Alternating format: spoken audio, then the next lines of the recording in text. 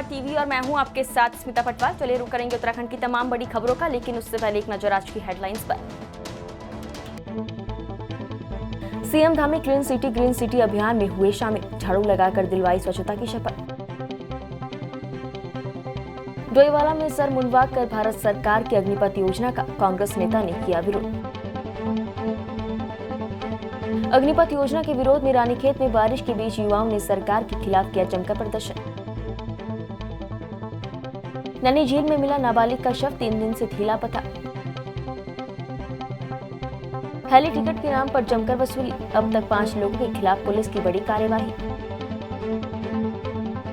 उत्तराखंड में केंद्र सरकार की अग्निपथ योजना का विरोध लगातार बढ़ता ही जा रहा है। शनिवार को मसूरी एमपीजी कॉलेज छात्र संघ अध्यक्ष प्रिंस पवार के नेतृत्व में बड़ी संख्या में युवा मसूरी के पिक्चर पैलेस चौक पर एकत्रित हुए और केंद्र सरकार द्वारा जारी अग्निपथ योजना का जमकर विरोध कर केंद्र सरकार के पुतले को आग के हवाले कर जमकर नारे लगाए। उन्होंने कहा कि अगर मोदी सरकार अग्निपथ योजना को वापस नहीं लेती है तो इसको लेकर उग्र आंदोलन होगा, जिसके लिए मोदी सरकार जिम्मेदार होगी। हमारे जो समस्त युवा भाई मेरे साथ खड़े हैं, इनमें से आधे ज़्यादा युवा जो है आर्मी की भर्ती की तैयारी कर रहे थे और ये जैसी अग्निपथ का इन्होंने सुना, इन्हें बहुत ठेस पहुंची है। इनमें से आप देख सकते हैं कुछ ने तो अपना फिजिकल टेस्ट दे चुके हैं, जो कि 2 साल से रुकी हुई भर्ती है, ये उनका तो पूरा कर नहीं रहे हैं। ये नए नए नियम ला रहे हैं। क्या हमारी सेना ही बची है व्यापार करने के लिए? क्या 4 साल में ही इससे पहले 4 साल के लिए सेना चल रही थी? क्या उससे पहले हमारी सेना नहीं चली? ये हमारे गौरव के साथ छेड़छाड़ करने की कोशिश कर रहे हैं। क्या सेना ही मिली है? अन्य क्षेत्रों में रोजगार उत्पन्न नहीं किया जा सकता? हम यही चाहते हैं कि जो अग्निपथ है वापस लिया जाए, जो हमारे 2 साल से रुकी हुई है, जो फिजिकल हो चुका है, टेस्ट हो चुका है, उसकी नियुक्ति की जाए। मुख्यमंत्री पुष्कर सिंह धामी ने रविवार को सहस्त्रधारा रोड में दून डिफेंस ड्रीम्स और नगर निगम देहरादून द्वारा आयोजित dreamers clean city green city यही है मेरा ड्रीम सिटी थीम पर आधारित स्वच्छता कार्यक्रम में प्रतिभाग किया। इस दौरान उन्होंने छात्रों के साथ सड़क पर झाड़ू लगाया और स्वच्छता का संदेश दिया, साथ ही स्वच्छता की शपथ दिलवाई। कार्यक्रम को संबोधित करते हुए सीएम धामी ने कहा कि क्लीन सिटी ग्रीन सिटी और देहरादून को स्वच्छ करने का कार्य समाज सेवा, प्रकृति, पर्यावरण और श्रमदान का कार्य है। उन्होंने कहा कि हमें सुनिश्चित करना होगा कि प्रकृति द्वारा दिए गए संसाधन और सुंदरता आने वाले भविष्य के लिए भी बचे। इसके लिए आज हमें स्वच्छता का संकल्प लेना है। उन्होंने कहा कि देहरादून शहर देश के प्रमुख शहरों में से एक है। इसकी स्वच्छता से हम पूरे देश में पर्यावरण के प्रति सकारात्मक संदेश दे सकते हैं। शहर की सुंदरता स्वच्छ पर्यटक में शहर के प्रति अच्छा संदेश आता है। सेना में भर्ती होकर देश सेवा का जज्बा रखने रोजगार की आस लगाए बैठे नौजवानों को केंद्र सरकार की अग्निपथ योजना से झटका लगा है। अंतिम बार हुई सेना भर्ती में कई अभ्यर्थी कड़ी मेहनत के दम पर सभी बाधाएं पार करके लिखित परीक्षा तक पहुंचे, लेकिन 1.5 साल के इंतजार के बाद रिटर्न निरस्त होने की संभावना से युवा भविष्य को लेकर बेहद चिंतित हो उठे हैं। सेना में 4 साल की अस्थायी नौकरी और रिटर्न परीक्षा निरस्त होने से भड़के नौजवान शनिवार को रानीखेत सड़कों पर उतरने को मजबूर हो गए। शनिवार को भारी बारिश के बीच आक्रोशित युवाओं ने नगर में रैली निकाल अग्निपथ योजना का विरोध किया। नौजवानों ने इस संबंध में संयुक्त मजिस्ट्रेट के माध्यम से राष्ट्रपति को भी ज्ञापन भेजा। उन्होंने कहा कि युवाओं के भविष्य के अलावा देश की सुरक्षा से खिलवाड़ हरगिज बर्दाश्त नहीं किया जाएगा। सर, जो भी हमारी सेना भर्ती है वो रुका रखी है इन लोगों ने बहुत टाइम से। 2 साल हो गए हैं, 2 साल से हमारी रिटर्न नहीं करा रखा है और अभी झटके से बोल रहे हैं कि टीओडी लग गई है। टीओडी स्कीम के तहत होगी सर, जितनी भी भर्तियाँ होंगी तो हम लोगों को चाहिए कि हमारा जो रिटर्न था अटका हुआ वो हमारा पूरा करवाया जाए। टीओडी तो बात की बात है, पहले हमारा रिटर्न हो और टीओडी पे भी भर्ती पे फिजिकल पूरा पास करके मेडिकल पास करके हमारा रिटर्न की हमारे डेट पर डेट दी गई है। 4 बार पोस्टपोन्ड हुई है और हमारा वो सबसे पहले मांग हमारा पॉइंट 1 नंबर ये है कि वो पूरा हो। उसके बाद टीओडी की जो 4 साल की भर्ती पर गया उसका हम विरोध करते हैं, क्योंकि उसके बाद युवा क्या करेंगे, इसके सरकार मतलब सत्य कुछ नियम मतलब लिखित तौर पर कुछ वो दे जिससे युवा आश्वस्त हो कि आगे को हमारा फ्यूचर सिक्योर हो।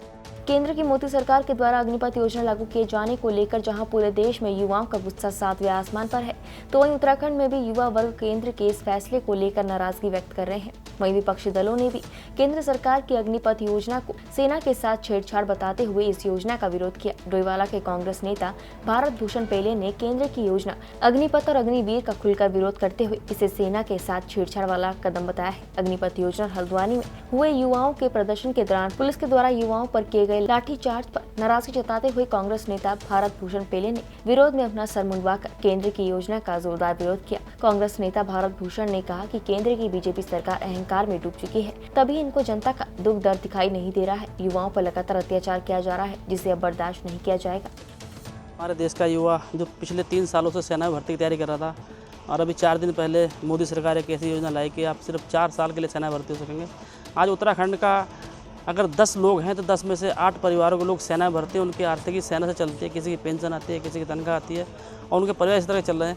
यदि सेना में अगर 4 साल की भर्ती होगी तो हमारा युवा जो 22 साल या 23 साल का या 24 साल का जब उस सेना से रिटायर वो क्या करेगा, कैसे उसका परिवार पलेगा। इसके विरोध में मैंने आज मुंडन कराया है कि सरकार इसको वापस ले।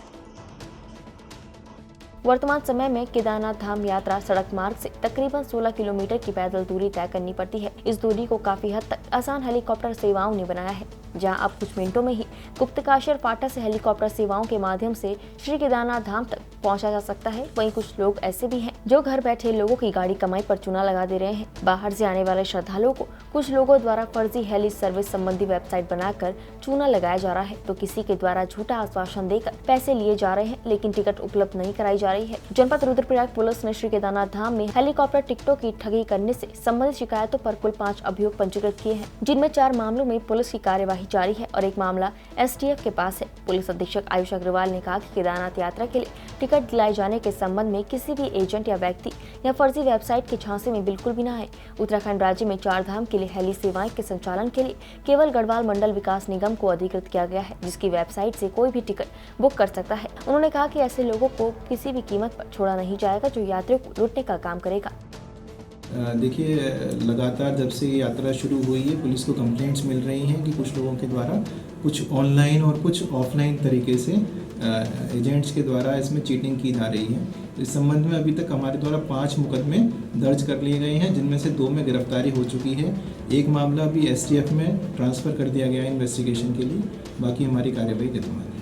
जनपद नैनीताल के नारायण नगर से 16 जून की रात घर से संदिग्ध परिस्थितियों में लापता नाबालिग लड़की का शव नैनी झील में मिला है। लड़की का शव मॉर्निंग वॉक कर रहे स्थानीय लोगों ने झील में देखा, जिसके बाद उन्होंने इसकी सूचना मल्लीताल कोतवाली पुलिस को दी। मौके पर पहुंची कोतवाली पुलिस ने झील से शव का रेस्क्यू किया। पुलिस ने शव पोस्टमार्टम के लिए भेज दिया है। मामले के मुताबिक नारायण नगर निवासी नाबालिग लड़की 16 जून को घर से संदिग्ध परिस्थितियों में लापता हो गई थी। इसके बाद नाबालिग के परिजनों ने गुमशुदगी को लेकर मल्लीताल कोतवाली में तहरीर दी। परिजनों की तहरीर पर मल्लीताल कोतवाली पुलिस ने नैनीताल समेत आसपास के क्षेत्रों में CCTV कैमरे खंगाले तो नाबालिग ठंडी सड़क की तरफ जाती दिखाई थी, लेकिन इसके बाद लड़की का कहीं पता नहीं चल पाया। वहीं लड़की के परिजनों ने तहरीर में बताया कि एक अज्ञात युवक बेटी को फोन पर मानसिक रूप से प्रताड़ित करता था, जिस वजह से उनकी बेटी घर से बिना बताए चली गई। परिजनों की तहरीर के आधार पर पुलिस ने कॉल डिटेल के आधार पर एक युवक समेत 4 अन्य छात्राओं से पूछताछ की। पुलिस का कहना है कि सबूत जुटाए जा रहे हैं, तथ्यों के आधार पर कार्रवाई की जाएगी।